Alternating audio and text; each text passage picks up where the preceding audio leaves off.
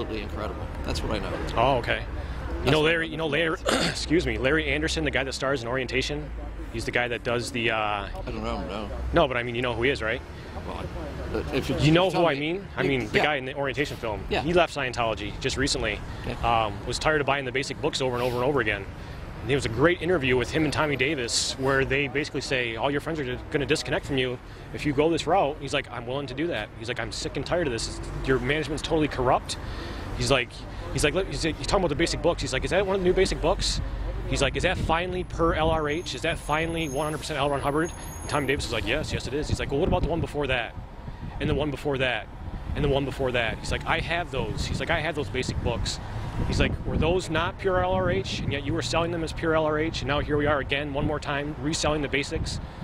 And that was a great example of the corruption of church management. So now you have to redo the Orientation film. Because you can't have a suppressive person like him being the star of the Orientation film that you show to every new person that walks in the door. All right. Yeah. Another guy, I have no data. What I do know is that having gone through some of the basics, some of better the basics, than ever, right?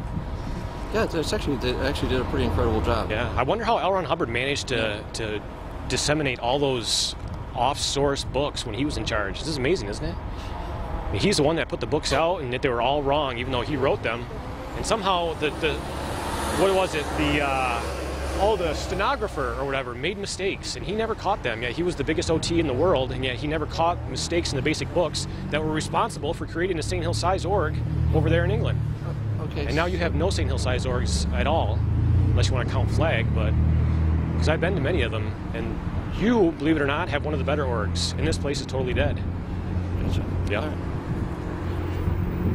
I mean, all I can talk about is the stuff that I know personally and I've experienced personally, and though the weaving of the sort of stuff that you weave is kind of interesting from a creativity standpoint, I suppose. Second dynamic. Are you exercising your second dynamic on me? That's not cool. Oh, you know what? I have the original. Yeah, you did. Because we hit this thing about the creativity being put in the second dynamic. But it's actually interesting. It gets to a certain point, and then it just sort of goes into the. I don't know. I have the original tech dictionary, and in it, L. Ron Hubbard defines the second dynamic as a sexual or bisexual activity. How risque is that? Wow. That, since, of course, has been changed. David Miscavige, couldn't have that, so he changed that. Fixed that up nice.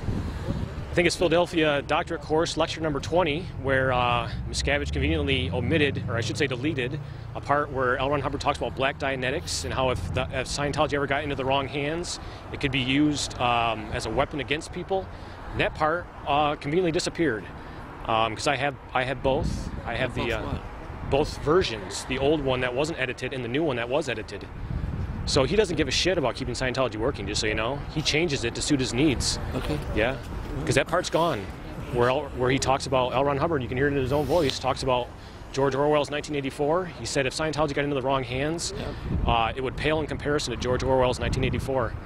He said if it gets into the hands of a select few, I forget how he described it, but it was very eloquent, and that's exactly what has happened. So what does David Miscavige do? Oh, gotta take that out of there, and that's what he's been doing. Basic books, all the lectures, taking stuff out. Okay. It's too hard to believe, isn't it? No. What it is it's sort of, first of all, you're talking about stuff that you can't possibly know one way or the other. How? I have both versions. I listened to them. I listened to the part where he talks about that. Okay, go ahead. Let me finish. You can't possibly know what happened to the transcript or who changed it one way or the other, and it ignores so much.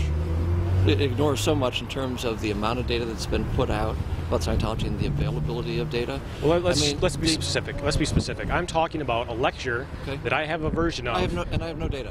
So let me just lay it out for you. I have a lecture. I already got it. I understand what you're saying. All right. So what do you think about that? Do you think I'm lying? Do you think I mixed up? Do you think that it really did happen, that they deleted a part from this lecture? I have absolutely no idea. And you can't even.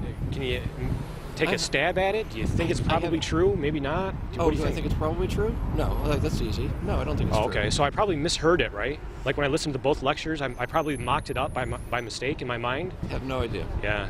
See, that's the irresponsibility that has landed you in the position that you're in today. No. Oh, yeah. You asked me a question, you asked me a question whether I had any data, and I just answered your question. He'd have to have I both asked sets you of for an- lectures here to compare the two, I know. so Yeah. he could. I know. have I should some bring him next time. answer to that. Yeah. But you know, I highly doubt you'll ever stop and talk again. So it's unlikely that we'll get to do that. But still, All right. we'll maximize what we got right now. Okay. An empty org and 3 handlers. 4 handlers. Can you show me what's on the piece of paper? Come on. I want to see the generalities. Come on, seriously, can I please see one? Anonymous terrorist group. Get information here. What's the thing on your back here? It's a radio. It's already Isn't that It's a radio. Barbie Digital. player? I thought it was Barbie at first, but it isn't. It's just, I forget what it is. It's not Barbie, but it might as well be. speaker I set swear, it looks with like a a little Barbie amplifier and he MP3 plugs his player. MP3 I looked it player. up because I was going to buy another one. Someone was asking me where to buy one, and I Yeah. looked closely again, and it's not Barbie. It's something else. Oh, okay. But it does put out good volume, and it's got lights, so It's got lights, yeah. Yeah. Cool. Matches your shoes. not bad, huh? The green and Well, the I'm red. starting to get